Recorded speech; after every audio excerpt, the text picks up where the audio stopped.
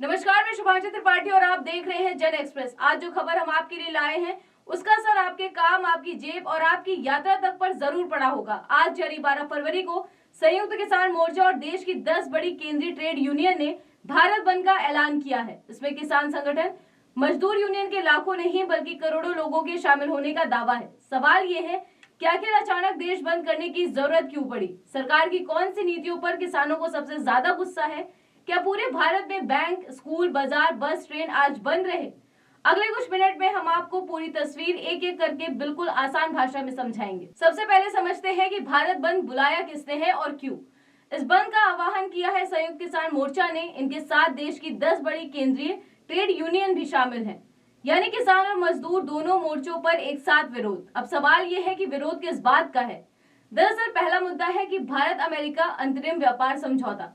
किसान संगठनों का कहना है कि अगर ये समझौता आगे बढ़ता है तो विदेश से सस्ता कृषि सामान भारत आएगा। इससे भारतीय किसान को अपनी फसल का सही दाम नहीं मिलेगा।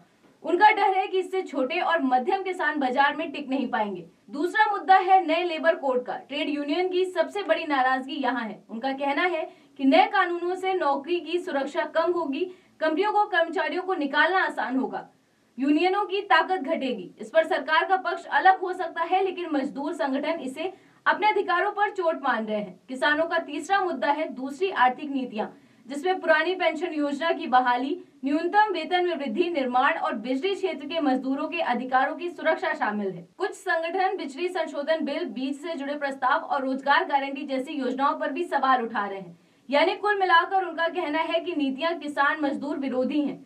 ट्रेड यूनियनों का दावा है कि 30 करोड़ से ज्यादा लोग हड़ताल में शामिल हुए हैं। अगर ऐसा हुआ है तो इसका असर भी बड़ा होगा। अब बात करते हैं समर्थन की। किसानों को क्या राजनीतिक समर्थन भी मिल रहा है? तो इसका जवाब है हाँ। कुछ राजनीतिक दलों ने इस बंद को समर्थन देने की बात कही है, जिससे कई राज्यों में इसका असर और बड़ा हो सकता है।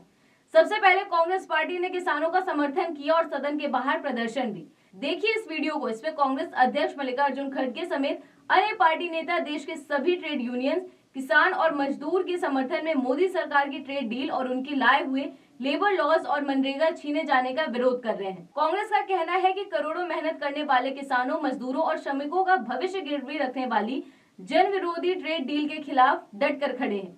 विदेशी दबाव में आकर मोदी सरकार ने देश के करोड़ों नागरिकों के जीवन से खिलवाड़ किया है। सड़क से संसद तक कांग्रेस का संघर्ष जारी रहेगा।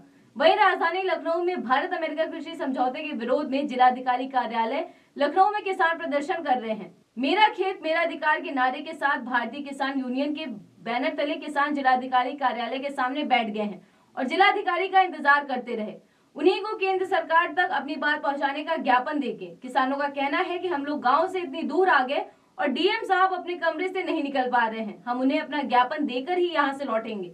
संगठन का कहना है कि यदि विदेशी कंपनियों को खुली छूट दी गई तो स्थायी किसानों की जमीन, उपज और बाजार पर सीधा असर पड़ेगा।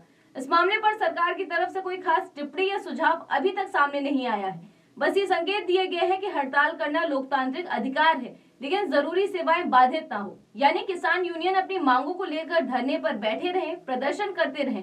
प्रशासन अपनी तरफ से हालात संभालने की कोशिश करेगा, कोई हल नहीं निकालेगा। लेकिन ये सिर्फ एक दिन का बंद नहीं है। पहले भी किसान कई बार इस तरह का भारत बंद और हड़ताल कर चुके हैं। खासतौर पर हालिया भारत अमेरिका व्यापार समझौते को गुप्त समझौता बताते हुए किसान संगठन ने कहा कि ये किसानों और व्यापारियों के लिए विनाशकारी है। आज का भारत बंद किसानों और मजदूरों की तरफ से सरकार की आर्थिक दिशा पर बड़ा संदेश माना जा रहा है। अब आने वाले दिनों में बातचीत बढ़ेगी या और टकराव होने के आसार हैं, इस पर सबकी नजर रहेगी। धन्यवाद।